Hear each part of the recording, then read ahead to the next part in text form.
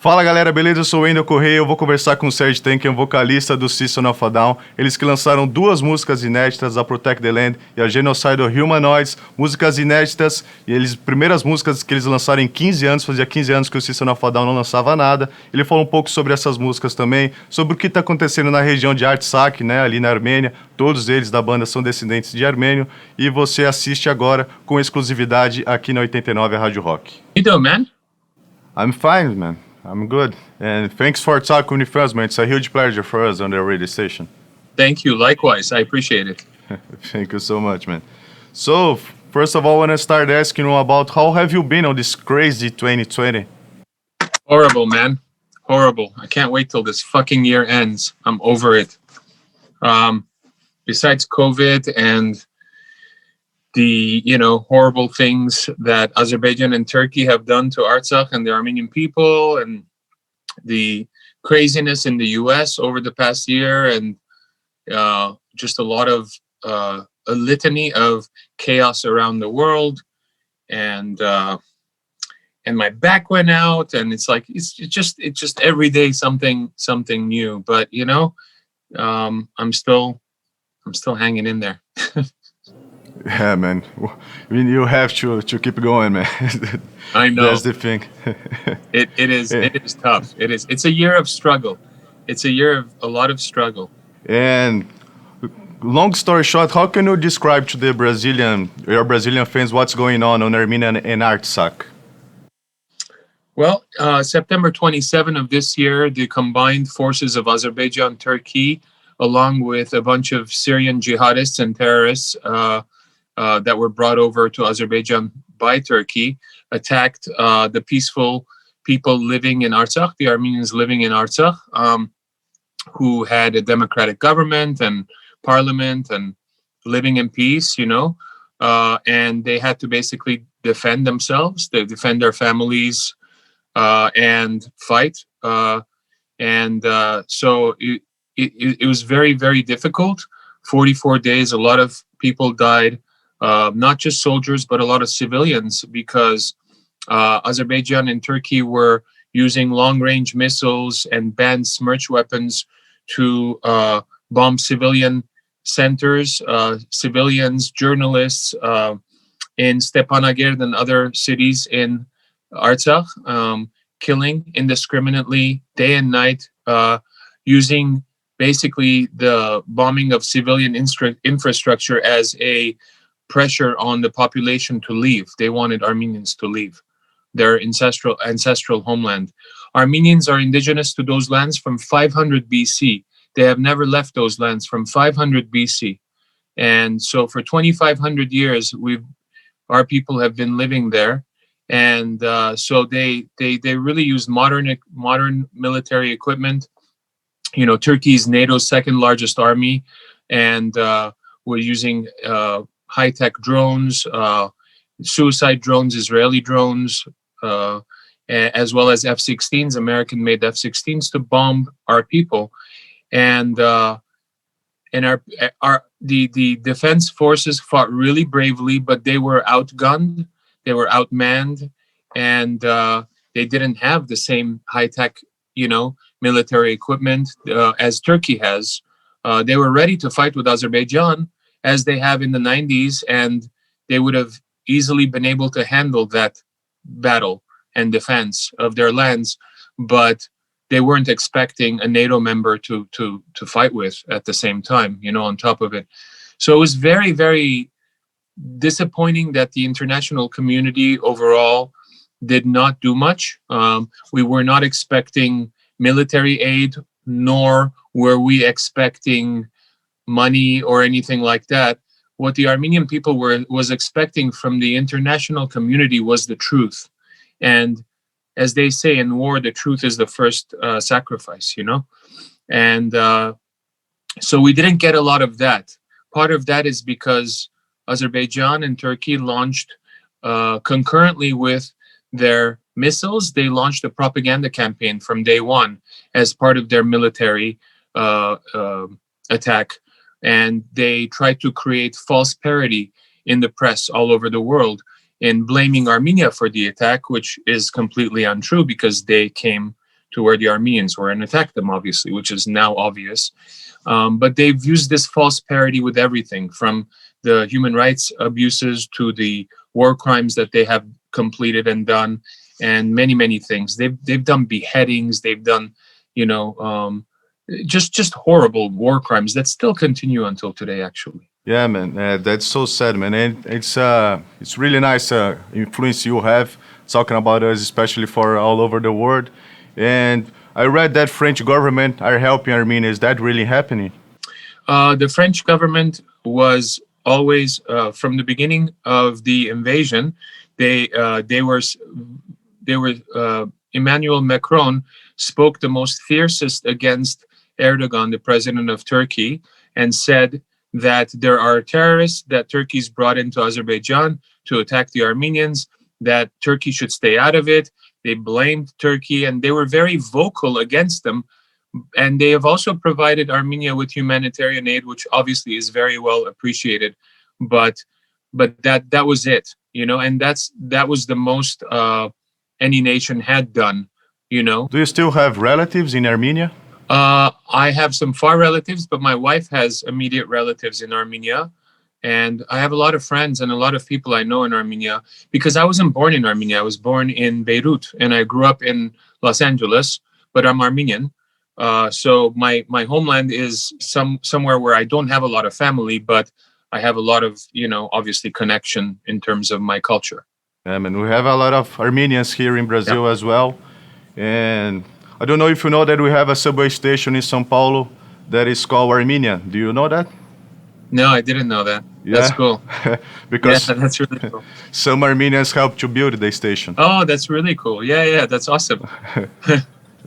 I'll have to visit it next time I'm down in São Paulo. And what is the biggest Armenian legacy, in your opinion, for the world? Because you are every country on the world, we know Armenian people. What's the biggest legacy that Armenia's left? I guess being the first Christian nation is probably our biggest legacy. But that didn't matter. We have unfortunately it didn't help with the war, because, all these Western nations that are Christian, they did not intervene.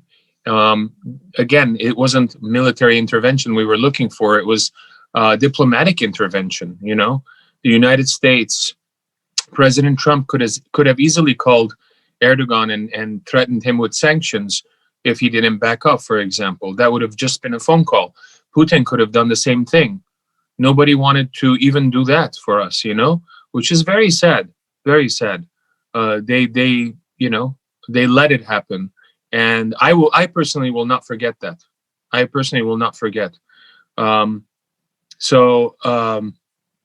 But I guess our legacy is being the first Christian nation. We have monasteries and cities from pre-Christian times in Artsakh that are now being handed over to Azerbaijan.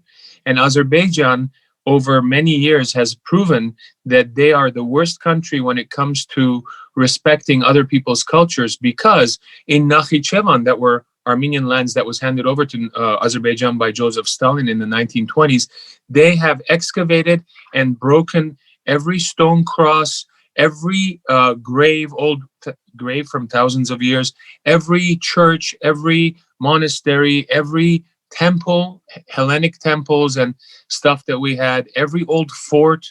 They've just basically break it. They just banish it. They want cultural erasure. They want to erase our culture from their lands. So it's the worst people that could have been given control of these ancient, monuments and cathedrals. It's really horrible, and that's part of the sadness when our people were leaving their homes and not being able to return to those lands. They not only left their homes, but they left their culture there for it to be abused by the enemy. That's really sad. You have such a great story, Armenia. It's a beautiful story. I read about it. And you released new songs. And how much have you been able to raise so far with the songs? I haven't checked. I haven't checked this week. Last week we had reached 700,000 or 800,000. We may have even reached 1 million, maybe, hopefully. But but we will raise more because we're going to do an Instagram live event to try to raise some more funds. And we're also going to do, it's going to take some time, but we're going to do a huge auction of stage clothes and unique collectibles from the band on tour, recordings, and just stuff that we can raise a bunch of money for. But we have donated the band's portion of the 2 songs to the Armenia Fund as well. So, and we're very grateful that people have been donating on our different sites, on YouTube, on Facebook, etc. Along with Bandcamp, the downloads that they've been doing on Bandcamp, which is amazing. And that's raised quite a bit of money to help with humanitarian aid. Because we have over 100,000 displaced people that need places to sleep, sleeping bags, clothing, and school stuff for the children that are out of school and stuff like that. So it's quite a bit of a challenge right now for the government of Armenia to handle it all by itself. So I think any amount that people can contribute has been very helpful, and I'm very thankful for it. Yeah, man. And fans, I think they will go crazy if this news. Do you already know when this live is gonna happen? It's a virtual like Instagram live. It's not a show. It's just us talking and that kind of thing. It's a fundraiser. It's not a show. It's going to happen in a few weeks, I think. We don't have a date. We've been pushing the date, but we'll advertise it soon. Yeah. And how was working on new songs with those guys? 15 years. It was cool, man. It was cool because we did it because of the cause. We did it as a move of activism more than as a creative move of music, and that means more because we didn't do it for ourselves or our own musical tastes or for the band or for our careers, but we did it for our people. And that's a whole different thing. When you do it when you do something for something outside of yourself, it has more value, more strength and potency, and it means more. Yeah.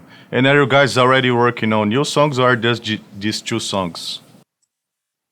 No, we just did those songs for the cause. We didn't, we haven't done anything else. We're focused on what's going on in Armenia right now and trying to raise more funds specifically. Yeah. Yeah. And I want you to ask to talk about the art cover. It's a beautiful art cover. It's from Armenia, Armenian flag, and their monument, a beautiful monument. What means for Armenian people? The flag is actually, it is the Armenian flag, but it's the Artsahk version of the Armenian flag because it's got the little white kind of steps on it. And the symbols of the statues are from Artsahk as well. So that was a good friend of ours, Sako Shahinian, kind of helped put that together. And it's our homage to Artsahk and the people there that have been struggling and fighting for their independence and fighting for their existence. People don't realize that, Turkey, who was part of the attackers on the people of Artsakh 105 years ago, they did a genocide against our people. So when their forces are attacking us, for us, that's an existential battle. It's not just a battle, it's a battle to exist, to survive. So people fought in that way. The young men fought in that way very bravely because they knew that they couldn't allow their families behind them to be slaughtered by the advancing armies. Very sad. It's very sad. But it's uplifting in the sense that, that we are paying homage to these people. We are with that artwork, we are saying, we need to recognize this place. We need to recognize Artsakh, And through this show and through this, through doing press, I want to ask people to let their government know that it's important to recognize Artsakh because the area now does not have any status. There's Russian troops there. There's Armenians living there, and soon there'll be Azeri refugees coming back to live on those lands, and these people need protection. They need to be recognized. So it's very important to sanction Azerbaijan and Turkey for their war crimes and to recognize Artsakh. In the whole history since Artsakh in Armenian history, did the Brazilian government ever help you guys? I don't know. I haven't looked archives and checked out what the kind of relationship has been between the governments of Armenia, Artsakh, and Brazil. I'm not sure, to be honest. I have to look into it. I know that the prime minister's wife, Anna Hagopian. I'm on the board of one of the nonprofits that she's on. That I know she was very friendly with your first lady, Michelle, and that they have a good relationship. But I don't know what the between the governments what has transpired. Yeah. And talking about Chop Suey achieved 1 billion views on YouTube recently. And I watched an interview for you on NBC. You didn't want it to be on a mainstream band. Just happened. Why did you think System of a Down became a mainstream band? And when did you realize, oh, this is big. We are doing something big here. That's a good question. I don't know if it was one day. I think we worked very hard on our first record by doing a lot of touring, a lot of building of roots, building of fan base, and touring with Slayer, doing Ozfest, and doing all this building up. The second record, when we released it, it was 9/11. It was September 11, and that happened. And our song Chop Suey was on the radio, and they took it off the radio because of 9/11. They took a lot of songs off the radio at that time. But our record was number one Billboard record during the week of 9/11. In 2001, and that was a huge statement that a band called System of a Down, with a song called Chop Suey that's talking about self-righteous suicide, is the number one song during the week of 9/11 when those towers fell. It was a huge statement, and of course there was also a lot of political implications because I had written a piece called Understanding Oil that was a geopolitical kind of analysis of what was going on, asking for a multilateral approach in terms of solutions. And there was a lot of reactionism in the US at the time. So we had death threats, we had just all sorts of stuff going on. It was very, very difficult times for us. So while we were number one, while the whole country in the US was going nuts, and we were getting all these craziness going on, we were on tour, and every day they were like, terrorist attack might happen. So we never really enjoyed truly our success in a way when it actually happened. So that's why I never think of it as, when did you realize something's going to be big or whatever. I never realized that. I was always just working and fighting and, surviving and defending the truth. And along the way, the band became well known. And if you could have a time machine and go back in time and talk for a young version of Serj Tankian on the beginning of System of a Down, what advice would you give to him? You can't do anything like that, like Back to the Future, because there are no more DeLoreans. You can't do that because it would change the future. It would change how you react. And you can't do that because everything's meant to be how it is, right? So if you actually went back and gave yourself advice and did or didn't do something, that would change who you are today and where you are today. And irrespective of what's happened, good and bad, I will take things as they are, in the past and the present. And are you working on your solo album, Elasticity, as well? Elasticity has been ready. We were going to release it in October, but when the war started with Armenia and Azerbaijan, I decided to push it to next year. So it looks like we're gonna be releasing that in February. And at the same time, we're also releasing a movie called Truth to Power, about my activism and System of a Down, and co-produced by Live Nation Productions. And so that's gonna be starting to come out around the same time, early next year. Man, that's great news, man. And talking about your free concert in Armenia, 2015, 2 hours and a half concert. Is a beautiful concert. And do you intend to do that again one day in Armenia? Funny enough, we were going to do that this year. we had booked a show in Armenia at the end of a tour that we were going to do in June and July, but obviously everything got canceled. And then we were trying to set it up for next year. But the situation in Armenia right now is so difficult that I think I think it's going to be difficult to do a show there this year. But hopefully in the coming future, because I would like to go back and inspire and give gratitude, pay homage and thanks to our people there, and maybe even play in Stepanakert and Artsakh, not just in Armenia proper, but play in Artsakh. That would be nice. Yeah, I would play in Artsakh and I'd go like this across the border. That's great. And talking about your concerts in Brazil, what do you remember from the time you were in Brazil? Total chaos and pandemonium because of the passion. Brazilian people are some of the most passionate people on the planet, and you know it. And it's beautiful to see.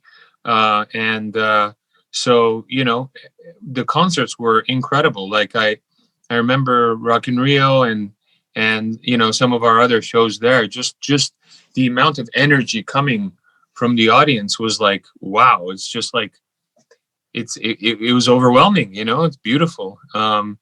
And I have a number of friends in Brazil, and I love your culture. I love your people. It reminds me of my own people. There's something there, there's a lot of respect for family and passion and love and food and like just something that's very unique, but yeah, you guys are crazy though. and our listeners here on 89 FM are really crazy. They always, every day, I'm not lying to you, every day they ask for us to play System of a Down. Could you send a message to them, to our listeners? Obrigado. Thanks for asking for the songs. Thank you for supporting the band. And thank you for always saying, come to Brazil on Instagram. Yeah, we do that a lot. I watched the interview where Chavo say some celebrities, and you guys are receiving death threats.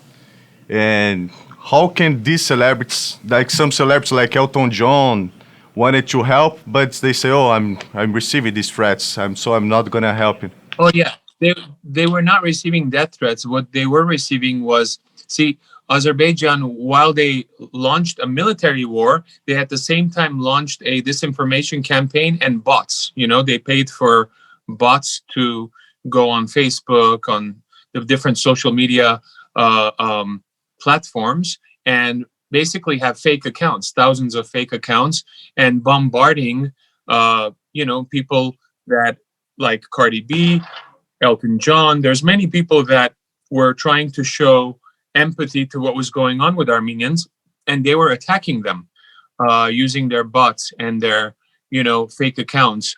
And they were attacking their businesses as well, trying to lower their business ratings and stuff like that for it to make an effect. And that affected people. That made people try withdraw because they were afraid that something was happening to them or they would get threatened, that kind of stuff. They basically used dirty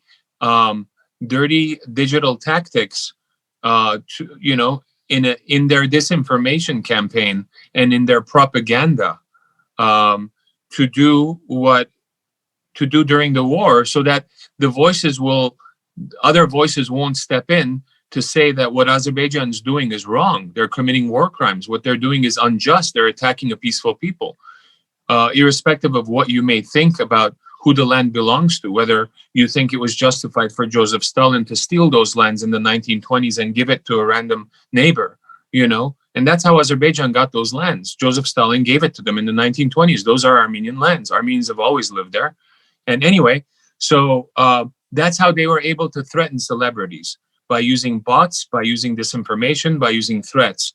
But of course, we fought back because I don't give a fuck, fuck the bots, In fact, Facebook took down 8,000 Azeri bots in one day, if I'm not mistaken, early on during the war. And when do you think this war on Artsakh will be finally over? Well, the actual war is over right now. there's a ceasefire in place, and there will be negotiations on a peace agreement. But because of the way that it ended, and because of how unjust the ceasefire is, it was basically forced upon the leadership of Armenia. They were given it and they said sign. It was forced upon them. So the people are not very happy in Armenia.